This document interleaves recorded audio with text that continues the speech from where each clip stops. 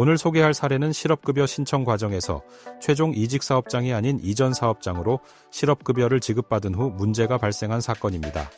이 사건에서 청구인은 이전 직장을 기준으로 실업급여를 신청하고 구직급여를 지급받았으나 이후 최종 이직 사업장이 4대 보험 신고를 소급해 진행하면서 허위 신고가 적발된 사례입니다.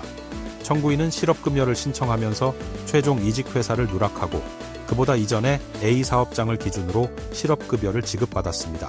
하지만 최종 이직 회사인 B 사업장에서 뒤늦게 4대 보험 신고를 소급하면서 문제가 발생했습니다. 이로 인해 고용센터는 청구인이 최종 이직 사업장을 고의로 숨기고 이전 사업장을 최종 직장으로 허위 신고한 것으로 판단했습니다. 고용보험법상 최종 이직 회사를 기준으로 이직 사유가 정당해야만 실업급여를 지급받을 수 있기 때문에 이전 사업장 기준으로 수급한 구직급여는 문제가 될 수밖에 없었습니다. 고용노동부는 수급자의 사건을 실업급여 부정수급으로 판단하여 처벌하였습니다. 해당 사건에서는 최종 이직 사업장에서의 4대 보험 소급 신고가 결정적인 증거로 작용했습니다. 청구인은 최종 이직 사업장을 고의로 숨긴 것이 아니라 단순 착오로 인해 발생한 오류라고 주장했습니다. 또한 이전 사업장 기준으로 수급한 구직급여가 고의적인 부정수급이 아니며 최종 이직 회사를 기준으로 판단해도 실업급여 수급 요건을 충족한다고 해명했습니다. 고용보험심사위원회는 사건을 면밀히 조사한 후 최종 이직 회사로부터의 4대 보험 소급 신고가 이루어진 점을 인정했습니다.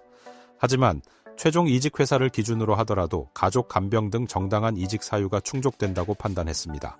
따라서 반환 명령과 추가 징수 처분을 고의적 부정수급이 아니라고 보고 취소했습니다. 심사위원회 판단 근거는 청구인이 A 사업장에서 가족 간병으로 퇴사를 하고 B 사업장에서 일달 근로 후 사직서에 간병 퇴사라고 작성을 한 사실이 있으며 최종 사업장을 B가 아닌 A 사업장으로 잘못 기재한 과실은 인정된다. 하지만 B 사업장의 이직 사유를 보면 A 사업장과 동일하게 실업급여 수급 자격을 인정할 수 있는 상황이고 실업급여 평균 임금도 차이가 없으므로 법 위반이 아니라는 판정을 한 것입니다. 이 사례는 최종 이직 회사를 누락하거나 이전 사업장을 기준으로 실업급여를 신청할 경우 부정수급으로 오인될 수 있음을 경고합니다. 4대 보험 소급 신고가 이루어질 경우 고용센터에서 과거 이직 기록이 뒤늦게 확인되기 때문에 고의적 은폐로 간주될 수 있습니다. 다만 상기 사례를 잘못 이해하면 위험합니다. 만약 권고사직 후 마지막 직장에서 개인 사정으로 자진 퇴사했을 경우 이전 권고사직 사업장을 기준으로 실업급여를 신청하는 것은 부정수급에 해당할 수 있습니다. 따라서 실업급여 신청 시 반드시 최종 이직 사업장을 정확하게 기재해야 하며 오류가 발생한 경우 즉각 정정 신고를 해야 합니다.